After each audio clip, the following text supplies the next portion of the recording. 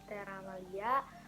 Saya dari Universitas Trisakti angkatan 21 prodi akuntansi. Nah, di sini saya membuat vlog itu dengan tujuan saya ingin menyelesaikan tugas saya, yaitu matkul bisnis digital. Dosen saya sendiri itu Bapak Iwan Ekawanto. Terima kasih Bapak Iwan Ekawanto, karena kalau bukan karena Bapak, saya nggak mungkin bakalan bikin vlog seperti ini sebelum. Nah, di sini saya bertujuan untuk mereview sedikit nih teman-teman, tentang pembelajaran yang saya dapat dari matkul bisnis digital itu sendiri. Nah, saya akan mereview materi tentang retail di elektronik, perdagangan, produk dan jasa. Nah, sebelumnya saya akan menjelaskan retail itu apa sih dan retail elektronik itu juga apa sih.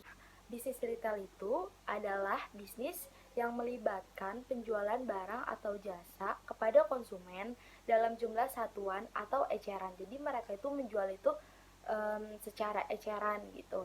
Contoh itu kayak warung gitu ya. Konsumen yang membeli produk atau jasa secara eceran ini, mereka itu bertujuan untuk mengonsumsinya atau menggunakannya secara pribadi dan tidak menjualnya kembali. Jadi mereka itu membeli ya untuk pribadi mereka sendiri, kayak kebutuhan mereka sendiri. Nah, selanjutnya itu ada retail elektronik. Retail elektronik itu bisa disebut juga dengan e-tailing.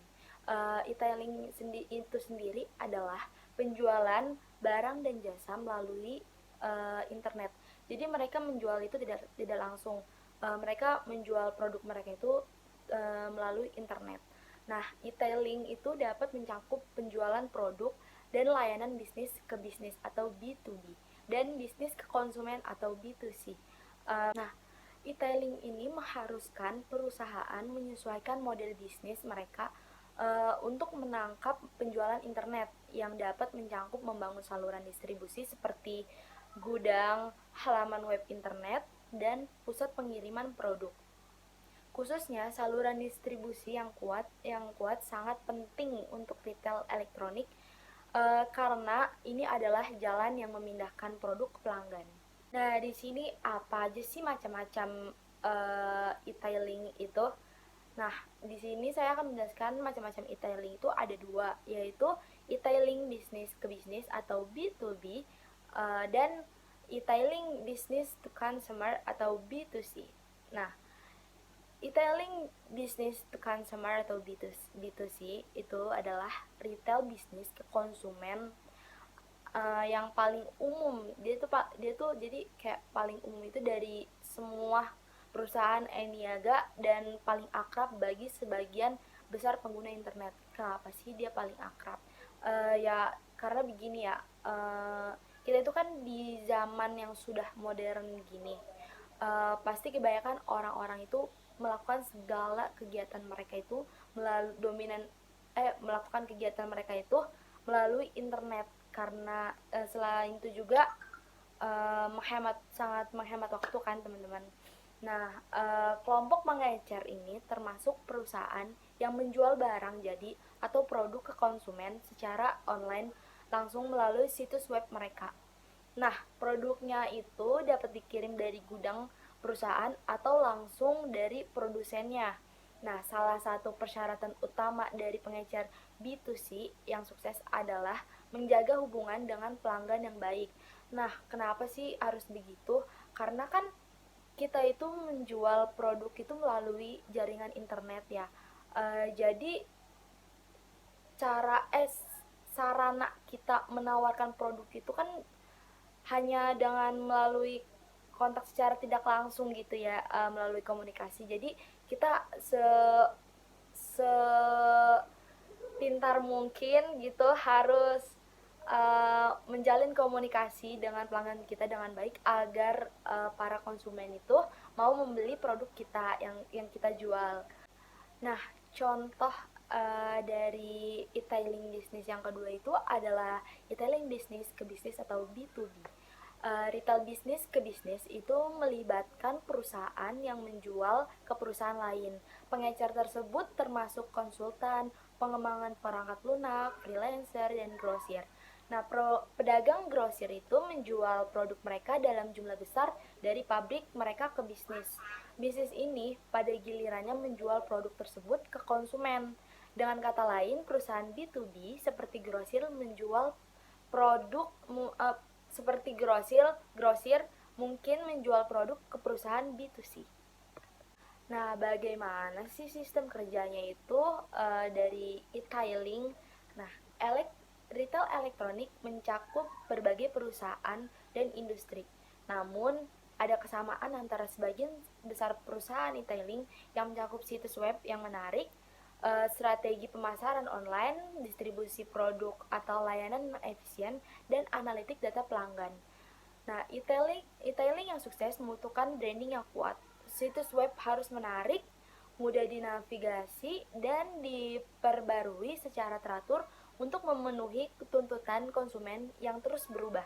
Jadi jadi tuh kita harus cepat tanggap dalam perubahan, karena kan zaman kan beda-beda ya, selera konsumen pasti kan berubah-ubah seiring berjalannya waktu gitu. Nah, selain itu juga produk dan layanan kita itu harus menonjol dari penawaran pesaing, dan produk kita itu harus mempunyai value bagi kehidupan konsumen.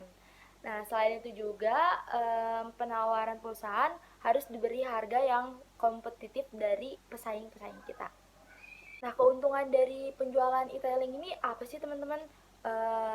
Yang pertama itu ada nyaman dan mudah digunakan. Adanya internet tentunya dapat menawarkan semua informasi dengan akses mudah dan nyaman yang diperlukan pelanggan. Nah, dengan berbagai kemudahan, produk lebih mudah dicari hanya melalui genggaman. Tentunya dapat mengefisiensikan waktu dan biaya perjalanan juga kan. Nah, selain itu juga para konsumen lebih memilih untuk menghemat waktu. Nah, yang kedua itu ada interaksi pelanggan. Maksudnya itu pengaruh dominan dari perdagangan online adalah kemampuannya dalam berinteraksi dengan pelanggan. Adanya interaksi tentunya akan menentukan kesepakatan pembelian antara pembeli dan pedagang. Nah, adanya interaksi online dengan konsumen tentunya akan lebih efektif dan efisien dalam waktu dan tenaga. Karena kan mereka hanya berkomunikasi lewat telepon aja nih. Jadi kayak menghemat waktu, menghemat tenaga, tidak perlu bertemu, dan tentunya sangat hemat loh teman-teman. Tentunya juga menyebabkan kepuasan lebih di antara pembeli online. Nah, jangkauan lebih besar maksudnya itu di sini sebuah toko fisik pasti dibatasi dalam wilayah operasionalnya, seperti melayani lokasi pada geografis tertentu. Dengan adanya situs web, tentunya dapat diakses dan dijangkau secara global, dan basis pelanggan meningkatkan potensial. Nah, selain ada keuntungan, pasti kan ada kerugiannya nih ya. Nah, kerugiannya itu apa? Salah satunya itu masalah keamanan. Kenapa masalah keamanan? Nah, masalah keamanan ini berkaitan dengan privasi konsumen. Adanya kekhawatiran privasi dari konsumen mengakibatkan konsumen tersebut takut berbelanja secara online. Para konsumen juga khawatir akan penggunaan data pribadi mereka itu disediakan selama transaksi online. Nah, jadi itu pembahasan materi yang saya dapat dari pembelajaran kali ini. Kurang lebihnya mohon maaf apabila saya ada salah kata atau yang kurang-kurang dari paparan yang saya buat. Mohon dimaafkan ya teman-teman. Uh, udah gitu aja. Assalamualaikum warahmatullahi wabarakatuh. Dadah.